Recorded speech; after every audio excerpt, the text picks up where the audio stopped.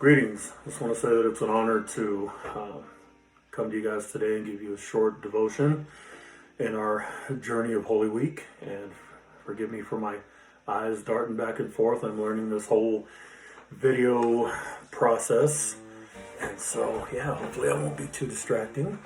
But miss you guys, love you guys. Really looking forward to celebrating once we get done with this little COVID thing. So be short, sweet, and to the point today. I'm going to be reading from the book of John, chapter 13, verses 1 through 17 in the CSB, the Christian Standard Bible. So let's start. John chapter 13, verses 1 through 17. Jesus washes his disciples' feet. There we go. Before the Passover festival, Jesus knew that his hour had come to depart from this world to the Father. Having loved his own who were in the world, he loved them to the very end. Now it was time for supper, and the devil had already put into the heart of Judas, Simon Iscariot's son, to betray him.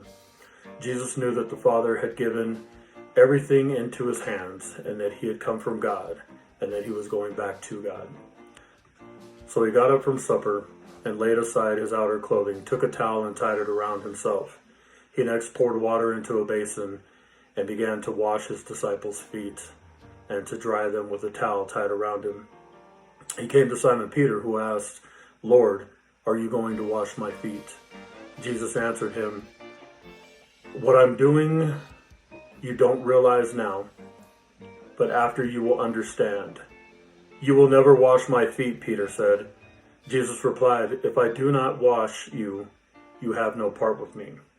Simon Peter said to him, "Lord, not only my feet, but also my hands and my head?" "One who is bathed," Jesus told him, "does not need to wash anything except his feet, but he is completely clean. You are clean, but not all of you." For he knew who would betray him, and this is why he said, "Not all of you are clean." When Jesus had washed their feet and put on his outer clothing, he reclined again and said to them, "Do you know what I have done for you? You call me Lord and Teacher, and you are speaking rightly, since that is what I am. So if I, your Lord and Teacher, have washed your feet, you also ought to wash one another's feet. For I have given you an example that you should also do just as I have done for you. Truly I tell you, a servant is not greater than his master, and a messenger is not greater than the one who sent them. If you know these things, you are blessed if you do them."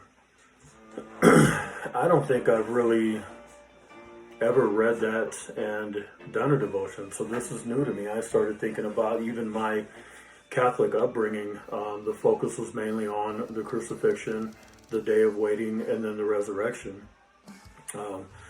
I really struggled with this time, and I hope that it's a little bit enlightening for you as it is for me.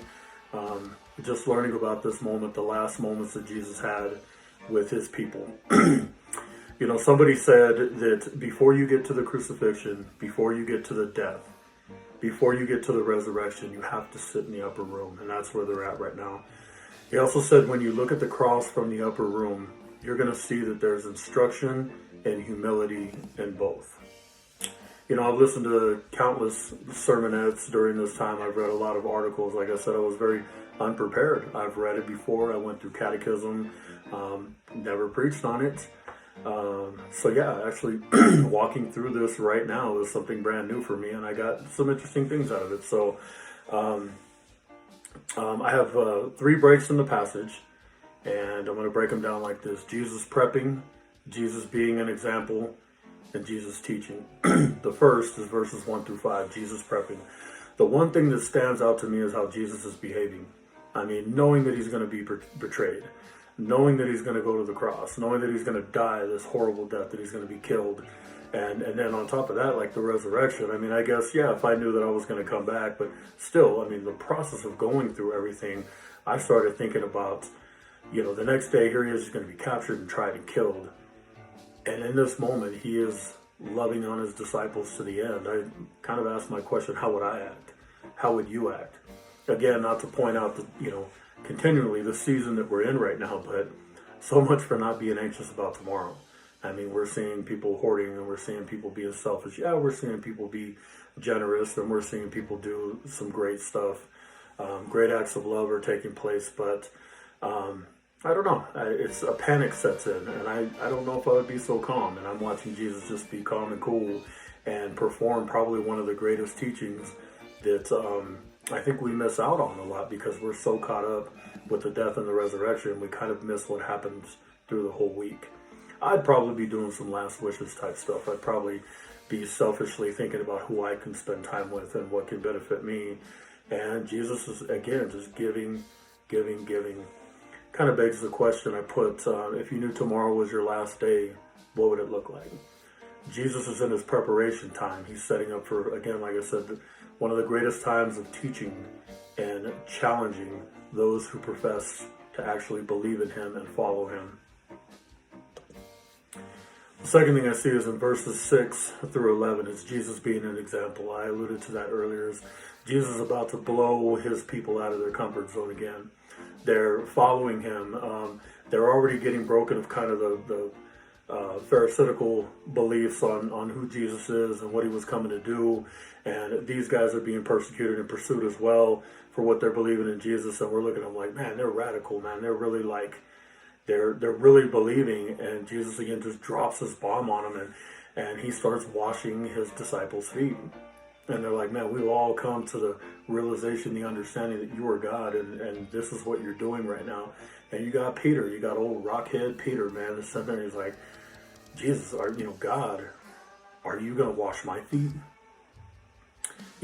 First of all, I think that sometimes we get a little too comfortable with our relationship with God and ask stupid questions, behave interestingly with him in our time of worship and our time of prayer, even being nonchalant sometimes, not being serious.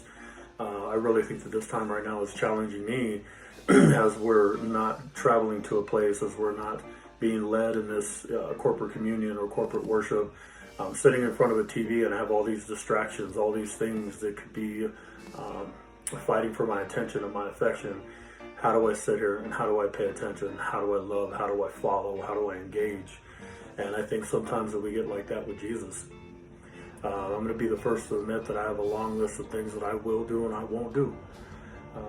I wish I could say I'm standing here and my life is totally surrendered to God. And you know what, man, I'm starting to realize that as I get a little bit more of my life, as I take a little bit more of what I think I'm owed, and I'm not in the Word, and I'm not in prayer, and I'm not in fellowship, and it's really hard to practice what you preach.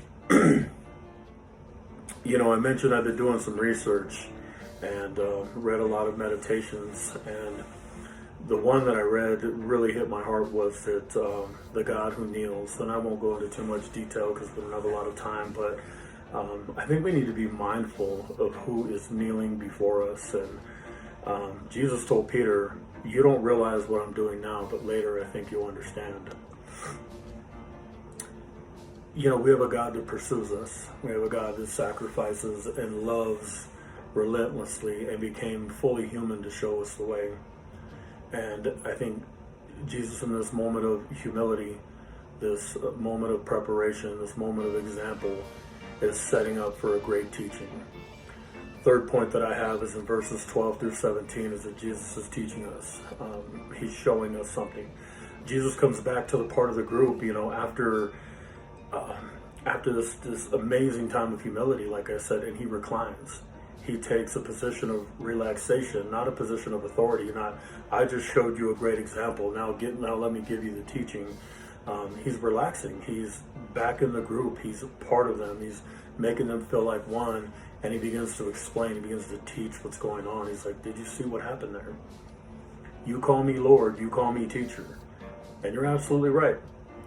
And if I do this as your Lord and teacher, then you should do the same thing. I've set an example for you, and you should do for others just as I've done for you. Again, I read an article and this author said that the point of this story is not foot washing. It's about Jesus placing himself in a position of humility to teach one of the greatest messages he ever taught.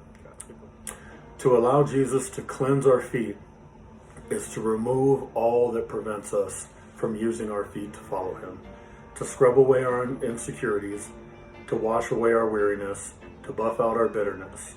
And then our feet are refreshed to do what feet in Scripture do in both Old and New Testaments. Follow God. When I was preparing this and I read that, this really stuck out to my heart. How beautiful are the feet of those that bring the good news. This is an Isaiah passage that Paul quotes in the book of Romans.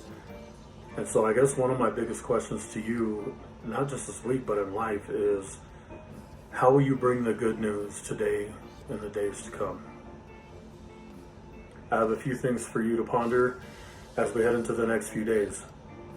Number one, where do you need some preparation in your heart and your mind? What will be the example that you set, not just in this season, but in your day-to-day life for the rest of your life? And third, what are you teaching others about Jesus, about our God? These are things that I'm going to be working on and asking myself as I move forward in this time of separation. God bless you, and thank you.